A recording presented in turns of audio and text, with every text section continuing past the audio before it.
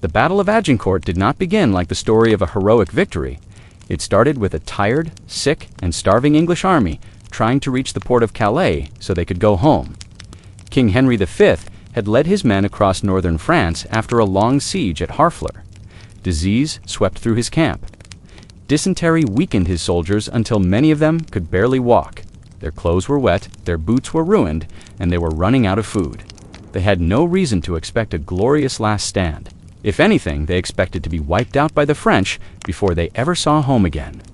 Yet the French nobles saw this battered army and reacted with arrogance. They did not treat the English as a threat. They treated them as prey. With around 6,000 English soldiers facing a French force that may have reached 30,000. The French were certain that they would crush Henry's army. They believed the English were trapped, exhausted, diseased, and half-starved. They believed numbers alone would win the day, and they believed the English king had nowhere left to run. To understand how one side could be so confident while the other side struggled to even stand upright, imagine a modern scenario. Picture a boxing match where one fighter is healthy, strong, and well-rested, while the other shows up sick, weak, and barely able to lift his arms. Nobody, not the audience, not the coaches, not even the weak fighter, expects him to win. Everything seems settled before the fight even begins. That was the mindset of the French nobility. They had no idea that their confidence would lead them straight into the mud and the arrows that changed the course of history. Henry V knew he was at a severe disadvantage. His army's condition made retreat difficult. They had marched for weeks through rain and rough terrain. The dysentery outbreak had left even strong men trembling. Many soldiers had to support one another just to stand in line. Henry could not rely on speed or mobility, and he had too few troops to risk open field maneuvering. But he had discipline, a strong command structure, and thousands of archers trained to shoot faster than any armored knight could move. He understood that if the French chose a reckless strategy driven by ego, he might have one chance, just one, to turn the imbalance in his favor. What made the French approach so disastrous was not their numbers, but the mindset behind their decisions. Medieval French warfare was dominated by noble cavalry. Knights believed they carried honor into battle, and they saw charging straight into the enemy as the truest expression of that honor. They expected their heavy armor and elite training to overwhelm lesser troops. They ignored what their own scouts reported, that the English were positioned between two wooded areas, that the field ahead was soaked with recent rain, and that the ground was so soft it could trap even experienced horses. French command should have recognized the danger of sending thousands of armored men into deep mud. Anyone who has walked through a muddy field knows how fast your energy drains when the ground grips your feet. Now imagine wearing metal plates that weigh up to 60 pounds, carrying weapons, and trying to march shoulder to shoulder with knights doing the same. The mud was a trap waiting to happen, but the French believed their charge would break the English line before the mud slowed them. Their pride drowned their common sense. On the English side, the longbowmen positioned themselves with care. Many of these archers had fought in earlier battles. They knew how powerful their weapons were and how effective they could be against slower, heavier troops. A longbow could send arrows hundreds of meters, and a skilled archer could fire 10 to 12 arrows per minute. Multiply that by several thousand archers, and the air would soon be filled with shafts raining down with unstoppable force. These archers were not noble warriors. They were farmers, laborers, and workers who trained for years to master a bow almost as tall as they were. And despite their exhaustion, they were ready to fight with precision and discipline. Henry V placed them at the sides of his formation, angled toward the French approach. He ordered wooden stakes driven into the ground to stop cavalry charges and force the French into a narrow front. By limiting how many enemy soldiers could reach him at once, he turned their numbers into a weakness.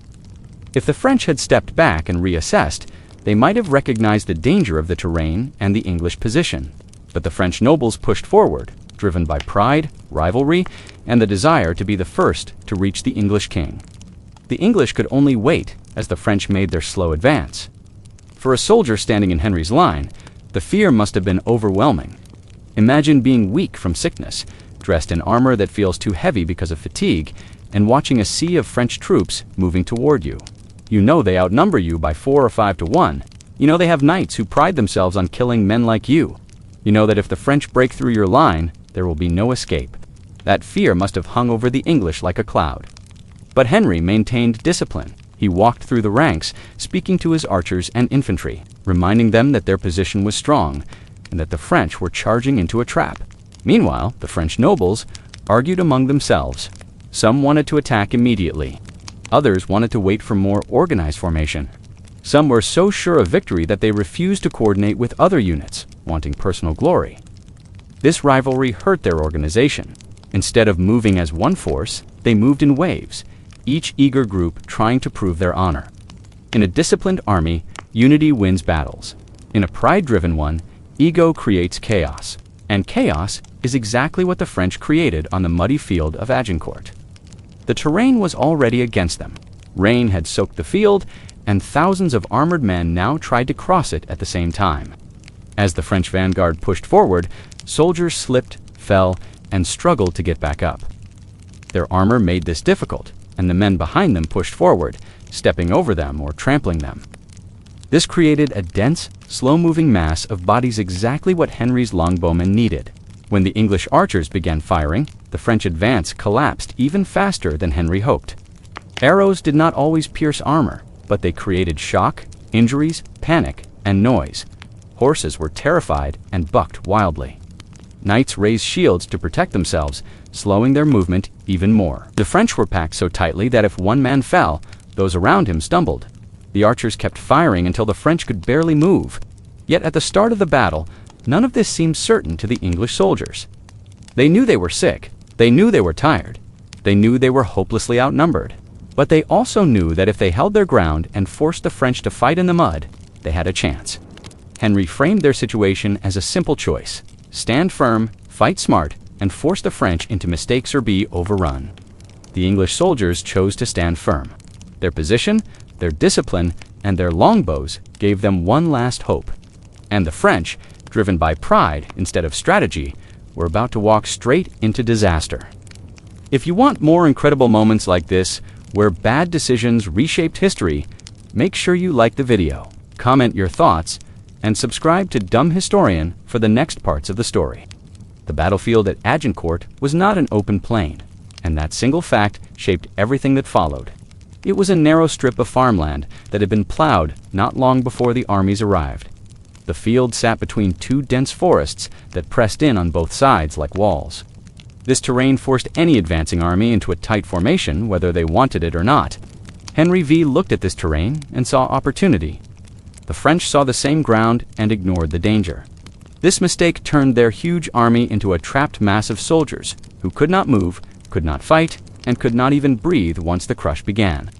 To picture the terrain, imagine trying to push a crowd of 30,000 people into a space meant for a few thousand. There is no room to spread out. There is no room to maneuver. Every person who steps forward pushes someone else sideways or backward. That is what the French walked into only. They did it while wearing heavy armor, carrying weapons, and trying to keep formation in mud so deep it pulled at their boots like glue. The English did not need to block their advance. The ground did it for them. Henry's placement of his army turned the field into a funnel. His front line stood at the narrowest point, forcing the French to move into a tighter formation the closer they came. This meant the French never had the chance to use their numbers. Instead of 30,000 fighters, it was like only a few thousand could reach Henry's line at once, and even those men were slowed to a crawl. The rest were stuck behind them, shouting, pushing, and trying to move forward, but trapped in a growing press of bodies. The recent heavy rains made everything far worse. This was not simple mud. It was a thick, sucking quagmire that grabbed at every step. Anyone who has walked through deep mud knows how exhausting it is, even when wearing normal clothes. Now imagine doing that while wearing more than 50 pounds of steel, carrying a shield and sword, and trying to move shoulder to shoulder with other armored men. Every step drained energy. Every stumble slowed the men behind them.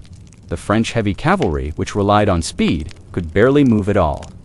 Horses slipped, fell, and struggled to stand. Mounted knights, who prided themselves on dramatic charges, found themselves stuck in slow motion before the battle even started. For the English, this was their best possible chance. They were outnumbered, sick, and exhausted. But they had longbows and a narrow field that forced the French into a killing corridor. Henry placed his archers along the edges of the line, where they could fire into the compact mass of French soldiers.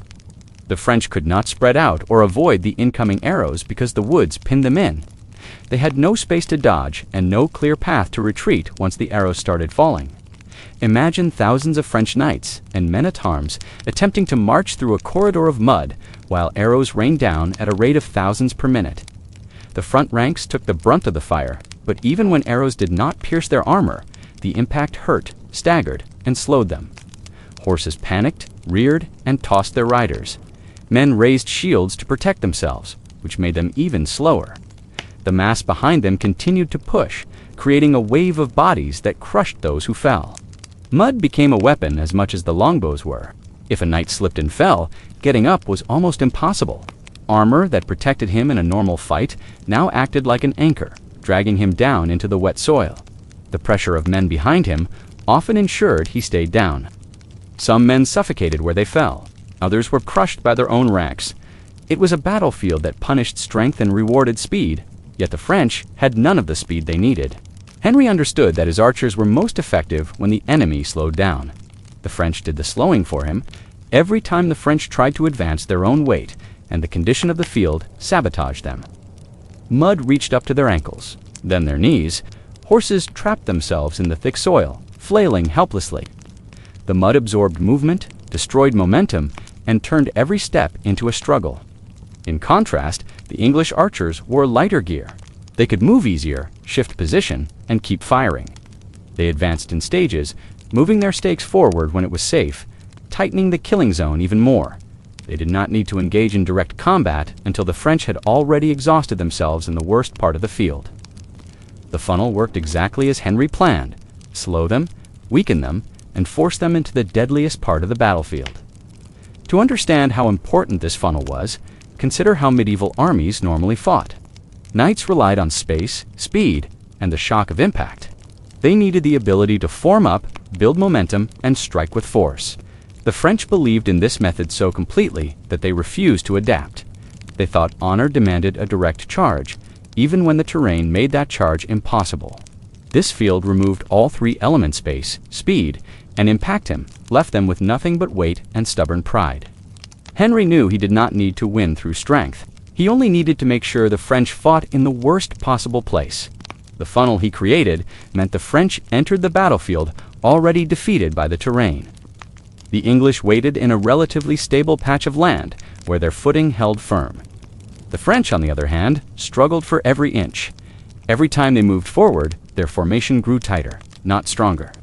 They had no way to flank, no way to widen their line, and no way to break free of the crushing column behind them.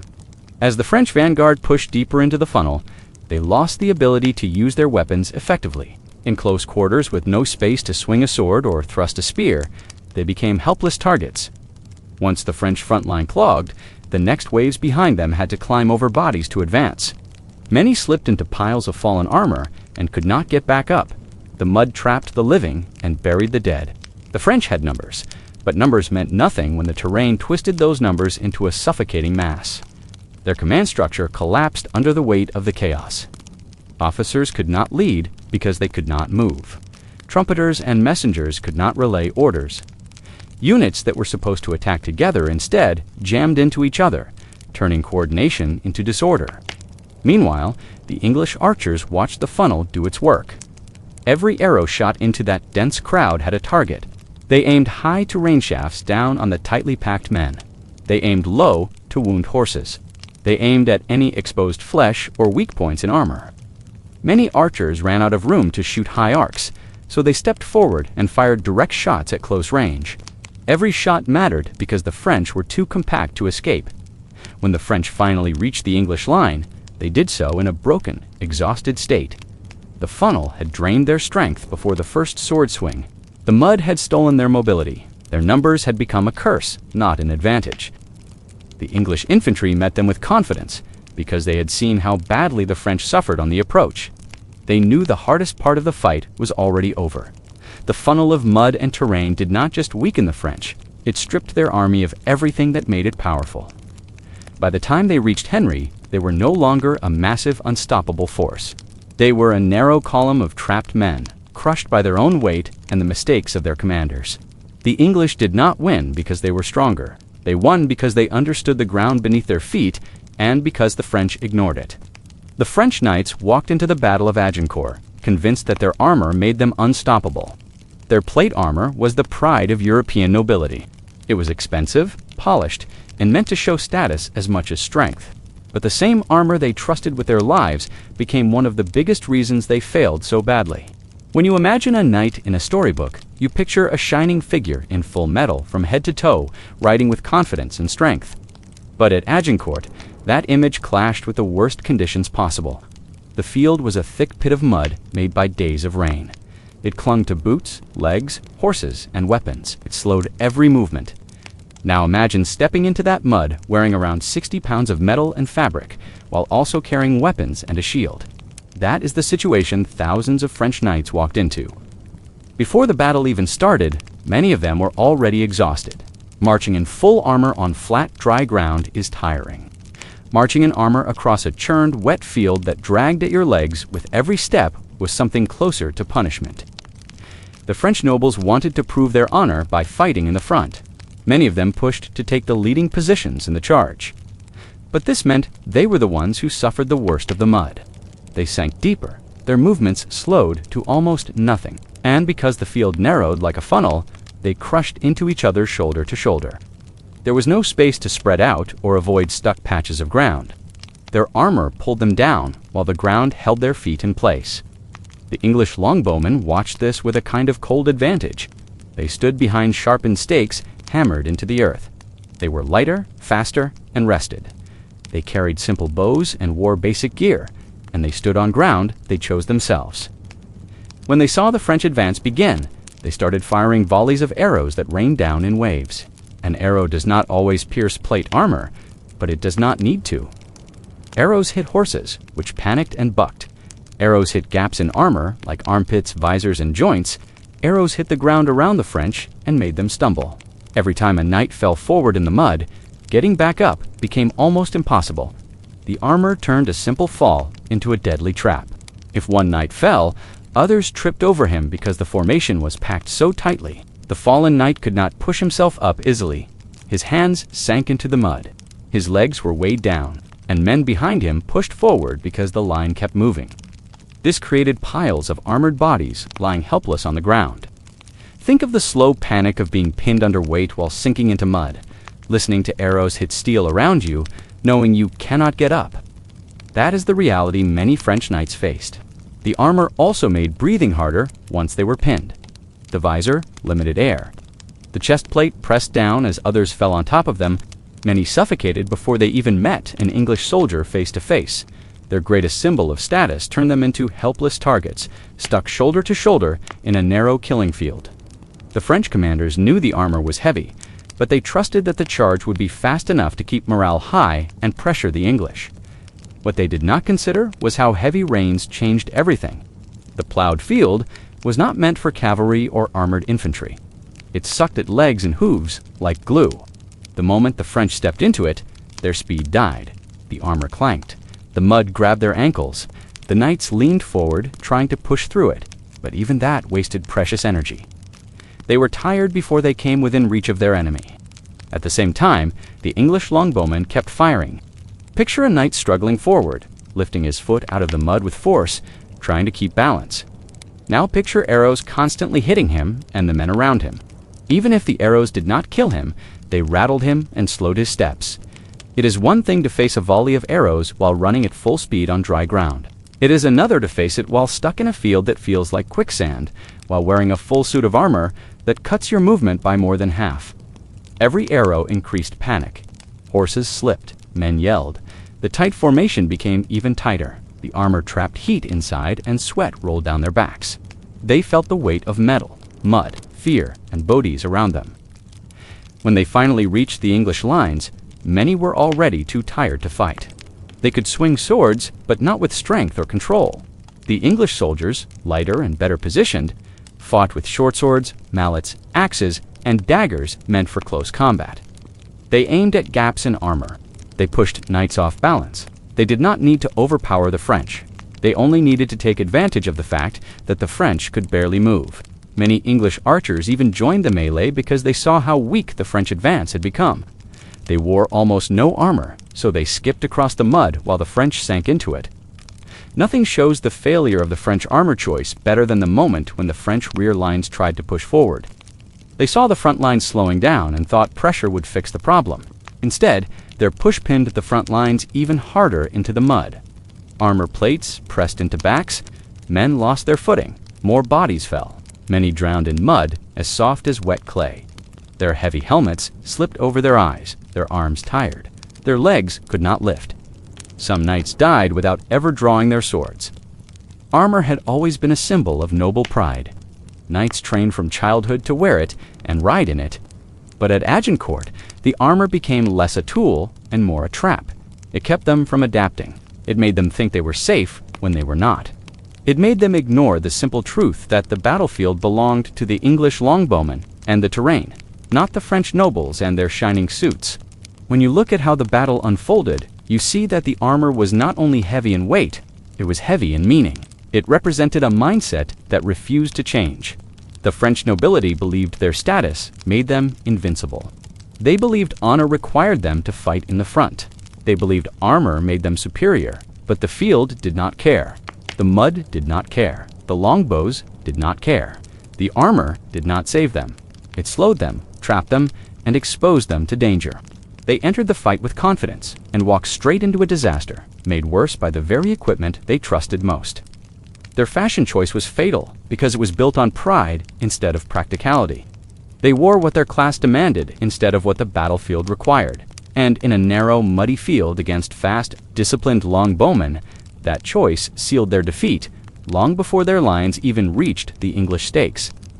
The longbow decided the Battle of Agincourt long before the French reached the English line. When people talk about medieval weapons, they often picture swords, shields, and armor. But the longbow changed wars because it replaced close combat with something simpler, faster, and far more merciless. At Agincourt, the English longbowmen did not fight the French with honor or ritual. They fought with distance, speed, and pressure. They did it behind a wall of sharpened wooden stakes hammered into the ground the night before. These stakes, called palings, angled forward and locked the archers in place while blocking any cavalry charge. That single defensive measure turned the longbowmen into a force the French cavalry could not break. To understand what happened, picture the French knights and men-at-arms packed into a narrow field, sinking into mud, struggling to move. Then picture rows of English longbowmen standing in a wide arc behind stakes, each holding a 6-foot bow they trained with since childhood. They did not wear heavy armor. They did not carry expensive swords. They wore simple gear that let them move fast and shoot fast. When the French began their advance, the English archers drew their bows until the strings nearly touched their ears. Then they let go in one powerful motion. Thousands of arrows jumped into the sky at once and came down like a solid sheet of iron-tipped rain. A longbow arrow traveled with enough force to punch through the thinner parts of plate armor or slip into gaps at the joints and visor. Even when it did not kill, it hurt. It knocked helmets sideways. It drove men off balance. It hit horses in the neck, shoulder, and eyes. A knight might survive an arrow, but his horse often did not. A dead or wounded horse falls instantly, and that fall throws the rider into the mud with a heavy crash. Now imagine hundreds of horses falling in a tight formation, each one dropping its rider and blocking the men behind them. The entire French cavalry charge turned into a pile of bodies before it even reached the stakes. The longbow's power did not come from rare moments of accuracy. It came from constant pressure. Longbowmen did not fire a single volley and wait. They shot again and again, releasing an arrow every few seconds. They did not aim for individuals. They aimed for masses. A knight could shield his face with his arm, but he could not shield the thousands of men behind him. Every time the archers raised their bows, another wave went out. The French did not face a line of archers. They faced a machine built on rhythm. Draw, release, draw, release. The sound of arrow shafts cutting the air, mixed with the sound of metal rings being hit and horses screaming. That noise alone began to unsettle the French lines before they even reached the halfway point. The French knights tried to push forward because their code of honor told them to close the distance. They wanted to reach the archers and break their line with blades, but the mud and the arrows made every step harder than the step before. Bring to mind a man lifting his leg out of thick clay. Now imagine him wearing a full suit of armor while arrows hit the ground around him. He cannot move fast. He cannot dodge. He cannot find firm ground. Every time he raises his foot, the mud pulls it back. Every time he lowers it, he sinks deeper. Meanwhile, arrows fly at him from 100 yards away, guided only by gravity and luck. Even if the arrow does not pierce steel, it hits with force, pushing the knight backward or sideways. Enough hits and he becomes tired, confused, and unstable. The archers did not stop. They kept firing until their fingertips bled and their arms shook. That is how the longbow worked. It did not give the enemy space to think. It did not give them time to regroup. It kept them under constant pressure until their will faltered. Many French knights tried to push through the storm anyway, but they paid for every yard with exhaustion. Their advance turned into a crawl. Horses slowed, slipped, and collapsed. Men stumbled over dead animals. Shields lifted, heads lowered. The formation lost shape. That loss of shape allowed the arrows to hit even harder, because tight ranks turned into messy clusters of exposed bodies. As the French cavalry fell apart, the French infantry behind them ran straight into them. They did not see the full chaos ahead. They only saw movement slow and assumed they needed to push harder. They pressed forward into a wall of stuck knights, fallen horses, and bodies struggling to rise. Arrows continued to fall on them. Imagine being in the third or fourth rank, unable to see the ground, only the backs of men in armor who cannot move. The men behind you push. Your foot lands on a fallen knight's leg. You slip. Someone behind you knocks into your back, you fall sideways into the mud, and your armor fills with cold, heavy soil. You try to rise, but your arms cannot find leverage. You lift your head, and another arrow hits the man beside you.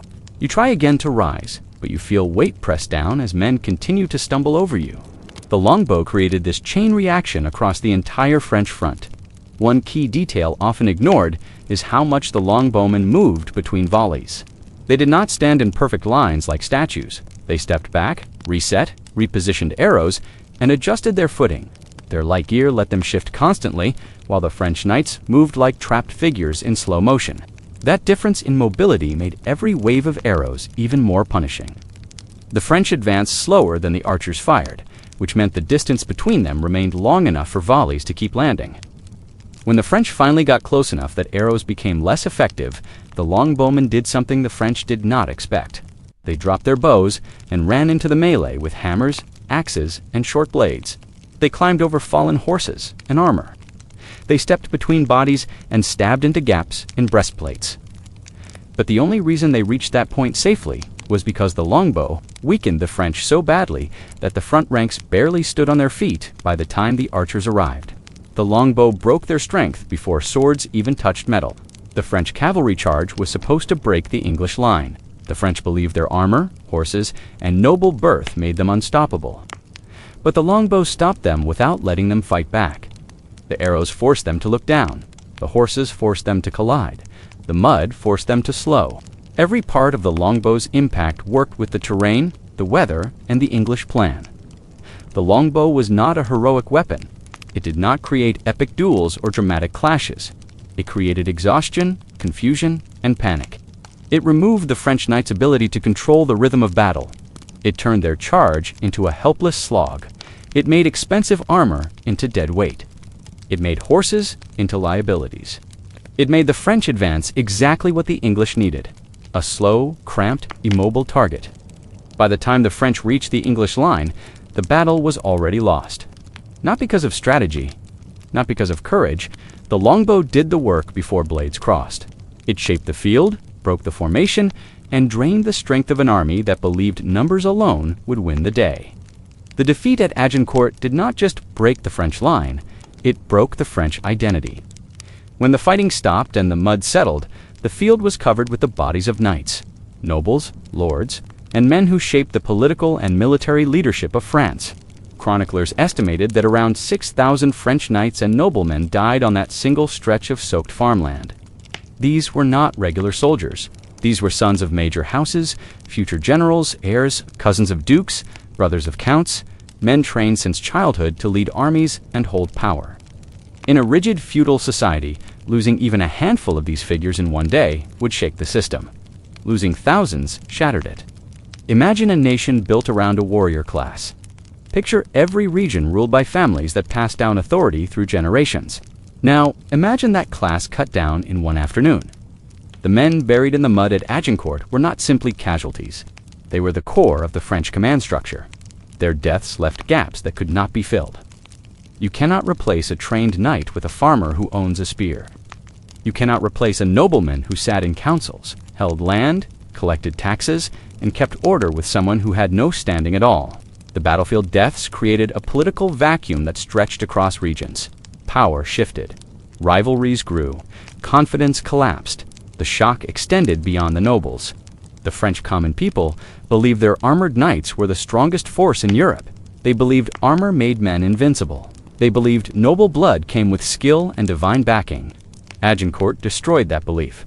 Think of a nation convinced its champions could not fall, only to watch them sink into mud and die under a storm of arrows fired by men who earned a fraction of their wealth. The psychological blow was almost as heavy as the physical loss. The French had marched toward Agincourt with confidence. They believed hunger, sickness, and exhaustion would weaken the English beyond recovery. They believed numbers guaranteed victory. But their confidence turned into panic when the English longbows tore through their ranks. The nobles died in heaps, trampled by horses, or suffocated in sludge. Their armor, worth fortunes, worked against them. Heavy plate held mud and water. It trapped heat. It restricted movement. Many knights died not from arrows or blades, but from pressure and crowding.